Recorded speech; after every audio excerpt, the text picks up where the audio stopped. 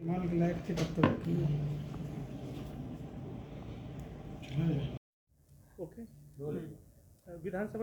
लोकसभा चुनाव में किस तरह से पीडीएम जो है चुनाव लड़ रहा है, कितनी सीटों पर अब तक प्रत्याशी घोषित किए और आज किस तरह से फूलपुर सीट पर और इलाहाबाद सीट पर नामांकन कराया है आपने? देखिए, पीडीएम ने अभी तक लगभग 25 प्रत्याशियों को इस लोकसभा के आम चुनाव 2024 के लिए आगे किया है। और आज इलाहाबाद जनपद में हमने फूलपुर से महिमा पटेल और प्रयागराज से हंसराज कोल जी का नॉमिनेशन यहाँ पर फाइल किया है।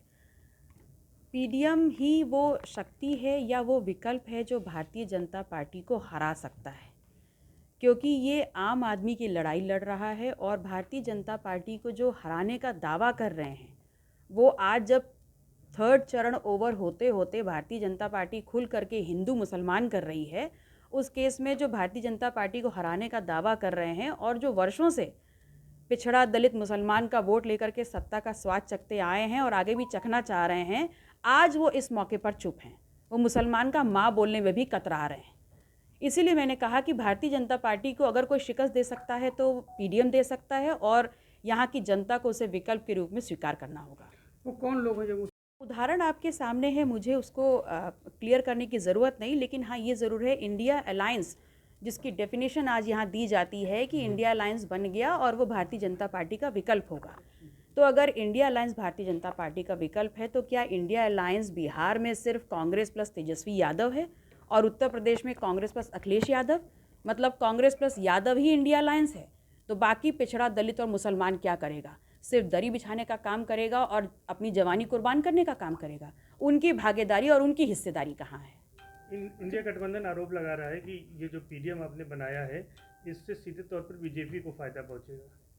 देखिए, हमको बी टीम कह देने से वो जो कर रहे हैं वो सही नहीं हो जाता। अगर वो भारतीय जनता पार्टी को हराना चाहते हैं तो फिर बार बार कैंडिडेट्स क्यों चेंज हो रहे हैं?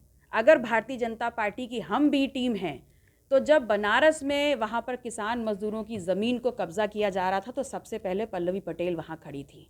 जब 69,000 शिक्षक भर्ती घोटाले में पिछड़े जो छात्र हैं उनके हकों को छीना जा रहा था तो पल्लवी पटेल वहाँ खड़ी थी।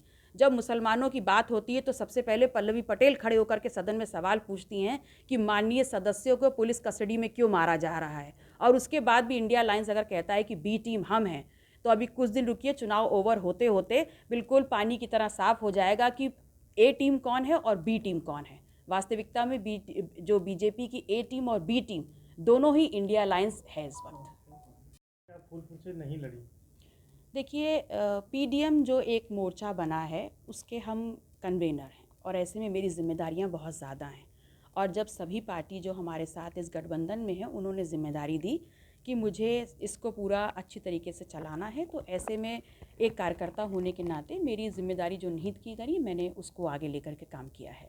अभी जिन सीटों पे आपने उम्मीदवार उतारे हैं उनमें जो उम्मीदवार हैं, क्या लगता है कि कौन उसमें से फाइट में रहेंगे, कितने लोग जीत सकते हैं, क्या उम्मीद है?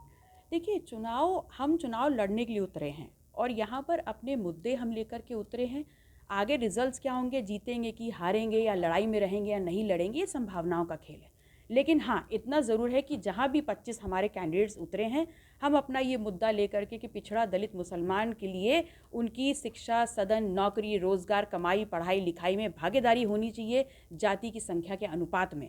और जातिवार जनगणना एकमात्र हमारा जो एक संदेश है और एक मुहिम है जिसको लेकर के हम चुनाव में आए हैं। जैसे आपने उम्मीदवार को एक विकल्प के रूप में खड़ा किया है और इस बात पे खड़ा किया है कि आप हमारे उद्देश्य समझें, आप हमारा संघर्ष देखें और लगातार इसका साथ दें, क्योंकि सिर्फ हम ताकत रखते हैं, वो आम आदमी का एक संघर्ष है जो इस देश में सरकार बनाता भी है और गिराता भी है। अच्छा, सभा ने आज अपने प्रदेश अध्यक्ष को बदला है और श्यामलाल पाल को प्रदेश अध्यक्ष बनाया है, तो इस तरह से चुनाव में बदलाव की ज़रूरत क्यों पड़ी?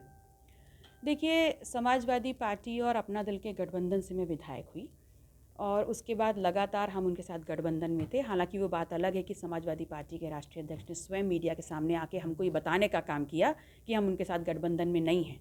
और आज लोकसभा 2024 के चुनाव में जब उन्होंने अपना प्रदेश अध्यक्ष बदला है तो सबसे पहले प्रदेश अध्यक्ष को मेरी शुभकामनाएं। हालांकि जानकारी के लिए ये ज़रूर बता दूं कि श्यामलाल पाल जी भी अपना दल से बहुत पुराना रिश्ता रहा है, प्रदेश प्रभारी रहे हैं और अपने दल के टिकट पे वो चुनाव भी लड़े हैं।